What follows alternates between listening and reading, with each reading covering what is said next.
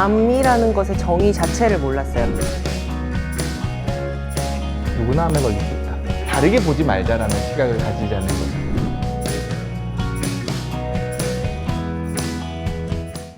치료 후 암 경험자분들께서 보내주신 식이 조절에 대한 고민과 궁금증을 소개해드리도록 하겠습니다. 네, 항암 중에는 무조건 의사 선생님이 잘 챙겨 먹으라고 해서 먹는 걸로 스트레스를 안 받았는데요. 지금은 치료 끝나서 물론 더 건강하게 먹으려고 노력하지만 가끔 돈가스, 커피, 치킨, 피자 등등 이 불량이들이 너무 먹고 싶은데 먹으려고 하면 가족들이 조심 안 한다는 말과 그 불편한 시선이 짜증나요. 잠시 다른 데라도 가고 싶네요.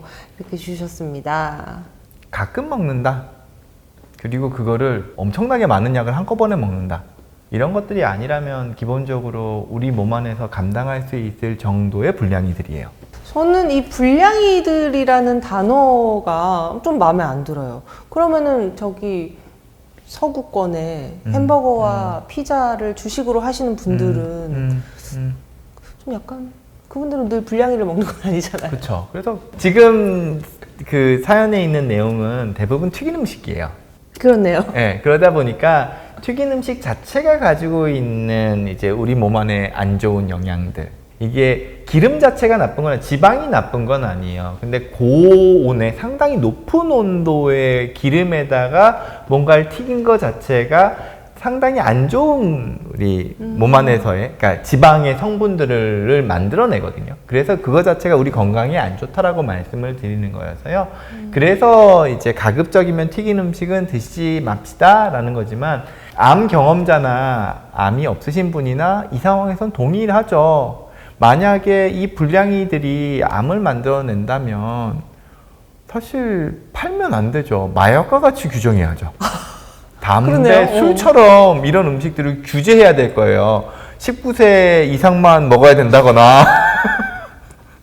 근데 그렇지 않잖아요. 일단 기본적으로는 식품이에요. 근데 이러한 음식들을 안 좋게 드시는 건 나쁘다는 말씀 분명히 드릴 수 있죠. 과식, 한꺼번에, 그리고 계속 반복해서 가끔 드셨다면, 아, 내가 이거 먹으면서도 이거 불량이들이네 하면 이 불량이들을 없애기 위한 내가 건강한 행동들을 그 다음에 취하면 돼요. 그래서 더 운동을 하신다거나 그 다음 식단은 그래도 좀 더 건강한 걸 찾으신다거나 이렇게 보완적으로 일어나가신다면 내 삶에서 가끔 이런 불량이들을 통해서 삶의 만족도도 높이고 그 다음에 건강한 행동들을 통해 가지고 또 이런 것들을 또 보완하고 이렇게 간다 그러면 괜찮지 않을까 싶습니다.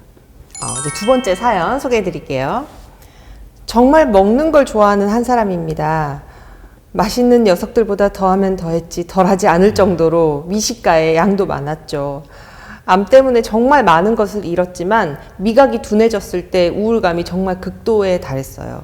지금이야 많이 나아져서 조금 괜찮지만 그런데 유방암 커뮤니티에서 보면 밀가루랑 설탕, 우유는 무조건 안 좋다고 하는데 하지 말라고 하면 더 하고 싶은 것처럼 이런 것만 땡겨요. 먹지 말아야 할 것들이 늘어나니 뭘 해도 재미가 없어요. 이렇게 주셨어요. 특히 이제 소화기계와 관련된 암이 있으신 분들이 내가 더 이상 먹는 즐거움을 잃어버렸다라는 식으로 말씀하시는 경우들이 많아요. 더 나눠서 먹어야 되고, 더 적은 양을 먹어야 되고, 더 조심스레 먹어야 되고. 근데 그렇다고 해서 음식의 즐거움이 없어지는 건 아니에요. 내가 설령 소화기계 암을 가지시고 계시고 거기에 맞춰서 음식을 조금은 더 나누어서 적은 양을 드셔야 하더라도 우리는 똑같이 맛있는 음식을 먹을 수 있고 그 맛있는 음식을 통해서 얻는 기쁨을 누리실 수 있으세요. 설탕과 밀가루, 우유가 경우에 따라서는 암에 안 좋은 영향을 미칠 수 있다곤 하지만 설탕, 밀가루, 우유만 우리가 먹고 사는 건 아니에요. 우리가 건강한 음식을 맛있게 조리하기 위해서 설탕을 사용하시는 거 당연히 좋아요. 그걸 통해 가지고 설탕과 이런 것들은 양념인 거죠. 모든 음식을 다 설탕에 절여가지고 이렇게 안 하시잖아요. 근데 그걸 통해서 내가 내 몸에 건강한 음식을 맛있게 조리해서 드실 수 있다면 암 이전이나 이후나 사연 주신 분은 여전히 미식가로 살아가실 수 있으세요. 먹는 즐거움은 절대 포기되어서는 안 됩니다. 당연하죠. 인생에서 얼마나 큰 즐거움인데요. 맞아요. 네, 그럼 세 번째 사연 소개해 드리도록 하겠습니다.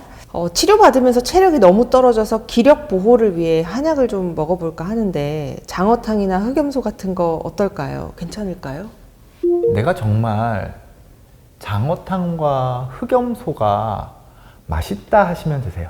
나 이거 정말 너무 신박한 맛있다. 나 이거 정말 정말 라떼를 먹는 듯한 느낌으로 장어탕을 먹을 수 있다 하시면 드세요. 뭐 즐거움인데요. 이거 어디까지나 식품이잖아요. 흑염소, 장어탕도 거기다가 이상한 게 들어간 건 아니니까 이렇게 액기 쓰긴 하지만 어찌됐건 내가 암 치료가 끝났기 때문에 암 치료를 받으실 때처럼 그렇게 음식에 대해서 막 타이트하게 조심을 하셔야 되거나 이런 상황은 조금 아니셔서 우리가 소위 건강식품이라고 생각할 수 있는 것들은 드셔도 괜찮을 것 같아요. 근데 아무리 몸에 좋다 그래도 더 조금은 제가 먹기 편한 건강한 음식을 찾을 것 같아요, 나는. 흑염소 입맛을 돋구나요? 네.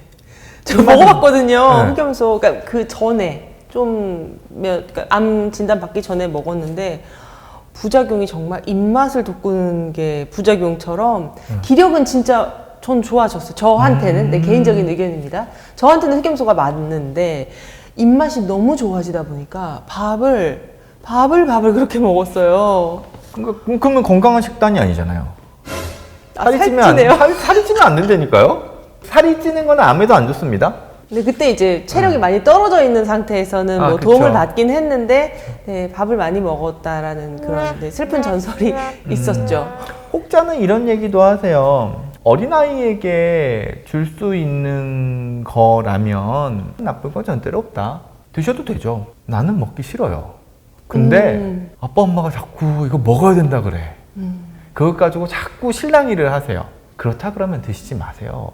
그렇게까지 하실 필요는 없지 않을까 싶어요. 내가 이게 좋고 맛있고 나한테 이게 도움이 될 것 같다 하신다면 그러면 당연히 좋죠. 모든 음식은 내가 즐겁게 먹어야 맛있고 우리 몸에도 건강할 거라고 생각을 해요. 그리고 내가 설령 우리 몸에 조금 맛은 있지만 조금 찝찝한 음식들 있잖아요. 아까 얘기했던 불량이들. 그런 음식도 내가 정말 적은 양을 맛있게 먹는다 그러면 그건 내 몸에 오히려 더 나을 수도 있죠.